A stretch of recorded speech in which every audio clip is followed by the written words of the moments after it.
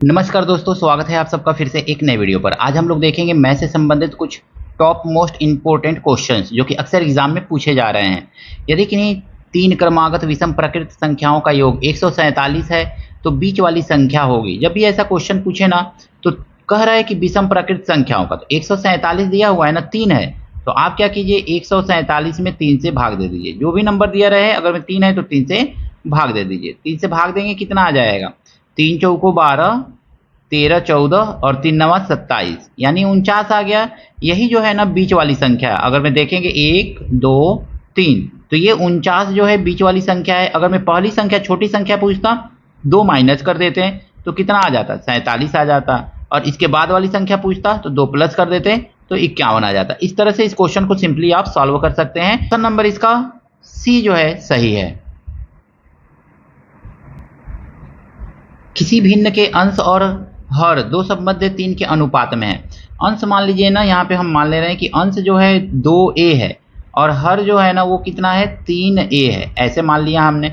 अब कह रहा है कि है यदि अंश में से 6 घटाया जाए, अंश में से 6 घटा दिया जाए, ऐसे 6 घटा दिया गया जाए तो परिणाम वह भिन्न है जिसका मान प्रारंभिक भिन्न हमने क्या माना था, तो 2a बटा 3a, यही तो माना था प्रारंभिक भिन्न, 3a माना था।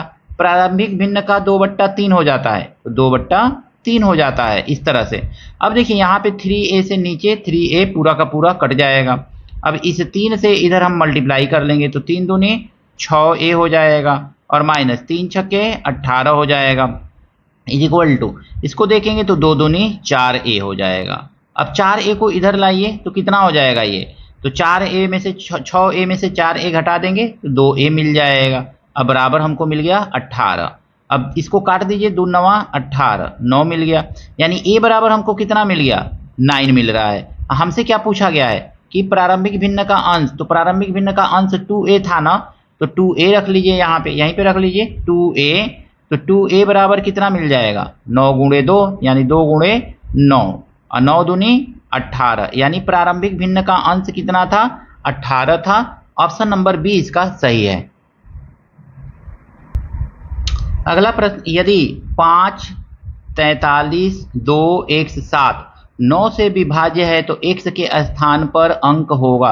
नंबर क्या दिया हुआ है आपका, तो जो नंबर दिया है उसको लिख लीजिए 5 43 और 2x 7, 2x और 7 दिया हुआ है। देखिए इसमें हम क्या करेंगे ना, नंबरों को जोड़ जोड़ के देख लेंगे। 5 4 9 हो गया, ये 2 नंबर कट गया। यहाँ पे देखेंगे 7 2 9 हो गया, ये 2 नंबर कट गया। तो x में यानी कि x बराबर कितना हमको लाना है, तो 3 में कितना जोड़े कि 9 आ जाए, तो 3 में अगर में हम कितना जोड़ देंगे, 6 जोड़ देंगे तो हमारा क्या आ जाएगा, 9 आ जाएगा ना। तो x बराबर आपको कितना मिल जाएगा, 6 मिल जाएगा। तो यही आपका आंसर है। यानी कि इस तरीके का यूज करके आप सिंपली क्वेश्चन को सॉल्व कर सकते हैं, 9 से विभाज्यता को चेक कर सकते हैं। तो ऑप्शन नंबर ए इसका सही है। 1 3 2 3 को किस छोटी से छोटी संख्या से गुणा किया जाए कि यह पूर्ण घन बन जाए। अब देखिए 1 3 2 3 देखेंगे ना, तो 1 3 और 2 3, इसको क्या करेंगे ना, प्राइम फैक्टराइजेशन करेंगे, यानी कि इसका एलसीएम प्राइम फैक्टराइजेशन कर लीजिए। 3 से कटेगा, 3 चौको 12, फिर 3 चौको 12, 3 एकन्ने 3, फिर 3 से काटिए, फिर 3 से कटेगा ये 3 एकन्ने 3, 3 चौको 12, 3 सते 21, फिर 3 से कटेगा, 3 चौको 12 और 3 नवा 27, फिर ये 7 से अब कटेगा, 7 एकन्ने 7, 7 सते 49, 7 सते 49। अब ये 7 से कटेगा, 7 एकन्ने 7। यानी कि इसको अगर मैं पूर्ण घन बनाना है, घन बनाने के लिए हमको किस संख्या से गुणा करना पड़ेगा, तो देखिए 3 ठो का तो पेयर बन रहा है, लेकिन इस 7 का 3 ठो पेयर बनाने के लिए हमको एक 7 अपनी तरफ से लिखना पड़ेगा। यानी कि 7 से अगर मैं इस संख्या में गुणा कर देना तो वो संख्या क्या बन जाएगी, पूर्ण घन बन जाएगी। तो ऑप्शन नंबर डी इसका सही है दोस्तों। वह छोटी से छोटी संख्या जिसे 12 15 20 या 54 से भाग करने पर प्रत्येक दशा में 4 शेष बचे। जब भी ऐसा देना तो हमको क्या करना है, 12 15 20 और 54, इसका हमको ना एलसीएम निकाल लेना है। ये दिए गए नंबर का हमको क्या निकालना है, एलसीएम निकाल लेना है, बस इतना करना है। तो देखिए 12 है, 15 है, 20 है और 54 है। एलसीएम निकालिए एकदम सिंपल मेथड से, ठीक है ना, जो आप एकदम शुरू में मेथड पढ़े थे उसी मेथड का यूज कीजिए, कोई ट्रिक का यूज मत कीजिए इसमें। देखिए सबसे बड़े नंबर किससे कट रहा है, या सबसे छोटे नंबर से काट लीजिए, 2 से काटिए। तो 2 से ये कटेगा, 2 छक्के 12, 15 तो कटेगा नहीं, फिर 2 दहा में 20, 54 काटिए, 2 दूनी 4, 2 सत्ते 14। अब किससे कटेगा, तो 2 से ये कटेगा, तो 2 से फिर काटिए, 2 तिहाई 6, फिर ये 15 तो कटेगा नहीं, 2 पच्चे 10 और ये 27। फिर अब देखेंगे तो 3 से काटिए, 3 के टेबल से कटेगा, 3 एक अन्य 3, 3 पच्चे 15, ये 5 आ जाएगा और 3 नवा 27। अब देखिए ये 9 जो है 2 बार 3 से कटेगा और ये 5 एक बार में कटेगा। तो 2 बार 3 लिखेंगे, 2 बार 3 3 लिखेंगे और एक बार 5 लिखेंगे, यही तो लिखेंगे ना, यानी कि 2 बार 3 3 लिखेंगे, एक बार 5 लिखेंगे, यानी 9 और 5 से 5 दोनों में एक बार है तो एक बार, यानी कि 2 दूनी 4, 4 तिहाई 12, अब 12 पच्चे 60 और 6 नवा 54, 540। यानी एलसीएम निकालेंगे तो कितना आ गया, 540 आ गया। और कितना शेष कह रहा है बचे, तो 4 शेष बचे, तो इसमें 4 जोड़ दीजिए, जो भी शेष बचे उसको एलसीएम निकाल करके उसमें जोड़ लीजिए, तो ये आ जाएगा आपका 544। यही आपका क्या होगा, आंसर होगा। यानी 544 को 12 से 15 से 20 से 54 से भाग देंगे तो प्रत्येक दशा में 4 आपका शेष बचेगा। ऑप्शन नंबर डी जो है इसका सही है दोस्तों। 4 घंटियां 4, 6, 8 और 14 सेकेंड के अंतराल में बजती हैं। ये चारों इकट्ठी 12 बजे बजना आरंभ करती हैं। किस समय वे इकट्ठी बजेंगी, फिर से इकट्ठी कब बजेंगी, 12 बजे के बाद। तो देखिए 4 है और 6 है और फिर है आपका 8 है और फिर आपका 14 है। देखिए छोटा नंबर 4 दूनी 8, तो 4 को हटा दीजिए यहाँ से। अब बचा आपका 6, 8, 14, तो इसी का एलसीएम निकाल लीजिए। 6, 8, 14 का एलसीएम निकालिए। किससे कटेगा, 2 से काटिए, 2 तिहाई 6, 2 चौको 8 और 2 सत्ते 14। अब ये तीनों नंबर किसी कॉमन नंबर से नहीं कटेगा, तो बस इसी को मल्टीप्लाई कर लीजिए। 2 गुणे 3 गुणे 4 और गुणे 7, यानी कितना आ जाएगा, 2 तिहाई 6 और 6 चौको 24 और 24 सत्ते 7 चौको 28 और 7 दूनी 14, 15, 16। 168 सेकेंड के बाद दोनों सभी घंटियां जो है, चारों घंटियां जो है एक साथ बजेंगी। लेकिन 168 थोड़े ना हमको देखना है, हमको क्या करना है, इसको मिनट में चेंज करेंगे। तो हम जानते हैं 60 से इसको भाग दे देंगे, 168 को हम 60 से भाग देंगे, कितनी बार में जाएगा, 6 के 6, 6 दूनी 12, 2 आएगा 12, 120 हो गया, 48 बचेगा, 48 बट्टा 60, यानी कि 2 मिनट 48 सेकेंड। ऐसे लिख सकते हैं इसको, 2 मिनट 48 सेकेंड के बाद जो है घंटियां एक साथ पुनः बजेंगी। यानी 2 मिनट 48 सेकेंड, अगर मैं 12 बजे बजी हैं तो फिर कितने बजे साथ बजेंगे, 12 बज के 2 मिनट 48 सेकेंड पे फिर एक साथ घंटियां बजना शुरू करेंगी।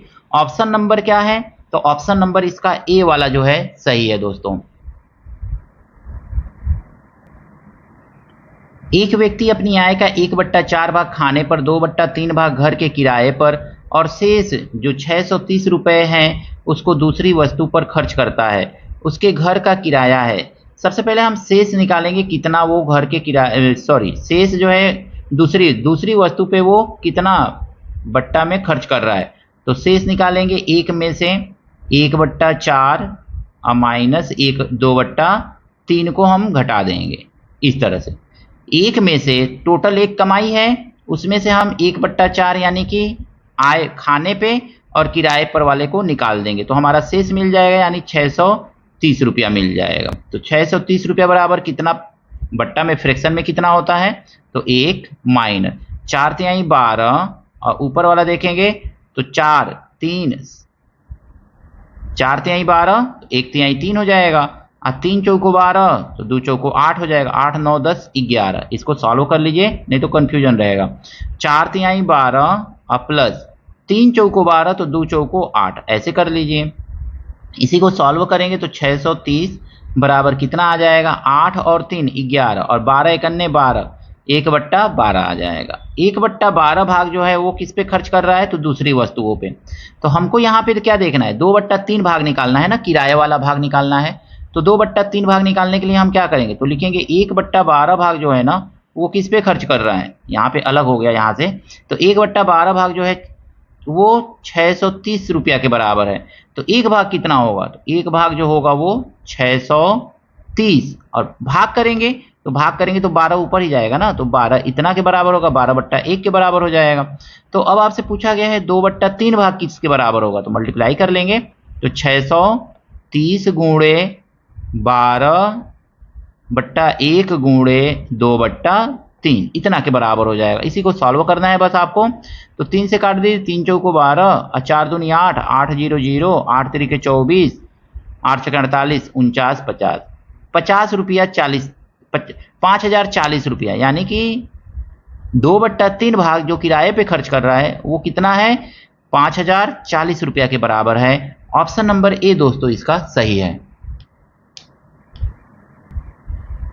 किसी संख्या को दोगुना करके उसमें 9 जोड़ा जाता है। मान लीजिए x है, x को दोगुना करके उसमें क्या जोड़ दिया हमने, 9 जोड़ दिया। प्राप्त संख्या तिगुना, प्राप्त संख्या, अब ये जो प्राप्त संख्या है ना इसका तिगुना 3 गुना जो है किसके बराबर है, तो 75 के बराबर है, ऐसे कहा गया है। हम देखेंगे 3 से इसको काट देंगे तो कितना आ जाएगा, 2x प्लस 9 बराबर हमको मिल जाएगा 25, 3 दूनी 6 और 3 5 15, 25 मिल गया। 9 को आगे ले जाएंगे माइनस करेंगे तो कितना आ जाएगा, 16 आ जाएगा, तो बराबर मिल गया हमको 16।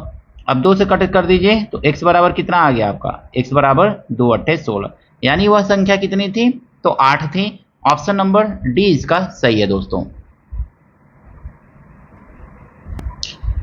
किसी संख्या को 899 से भाग देने पर 63 शेषफल प्राप्त होता है, 29 से भाग दे तो शेषफल होगा। जब भी ऐसा क्वेश्चन रहे ना दोस्तों तो आपको क्या करना है ना, जिससे भाग देने को कहे ना उसको लिख लीजिए, और जिससे भाग दिया गया है जो शेषफल बचा है ना उसको यहाँ पे ऐसे लिख लीजिए। और आप एक बार भाग दे के देखिए, 29 से एक बार में भाग जाएगा ना कि 2 बार में जाएगा, 2 9 18 2 4 5 2 बार में जाएगा, तो 2 बार में 2 9 18 और 2 दूनी 4 और 1 5, 58 आ गया। माइनस करिए, 13 में से 8 जाएगा 5 आ जाएगा, और 5 में से 5 गया कैंसिल हो जाएगा, तो कितना आ जाएगा शेषफल, 5 आ जाएगा। यही आपका आंसर होगा। यानी अगर मैं संख्या को 29 से भाग देंगे तो हमारा शेषफल कितना बचेगा, 5 बचेगा। बस इस तरह से इस क्वेश्चन को सिंपली आपको सॉल्व करना है। ऑप्शन नंबर बी जो है इसका सही है दोस्तों। यदि किसी संख्या का 20% 120 हो तो उसी संख्या का 120% होगा। दिया गया है ना कि अगर मैं किसी संख्या का 20% किसके बराबर है, तो 120 के बराबर है।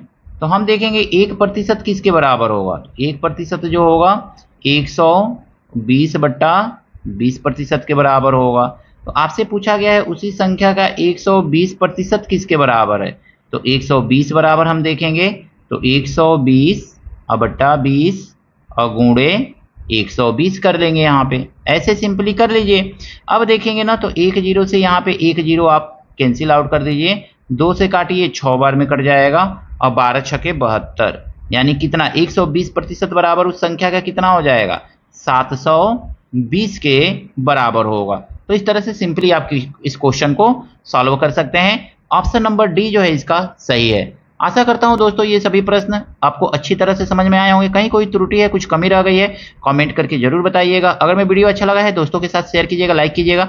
चैनल पर नए हैं तो आपसे हाथ जोड़ करके निवेदन रहेगा दोस्तों, चैनल को सब्सक्राइब जरूर कीजिएगा। मिलते हैं नेक्स्ट वीडियो में इसी तरह के कुछ नए प्रश्नों के साथ। Thank you, best of luck.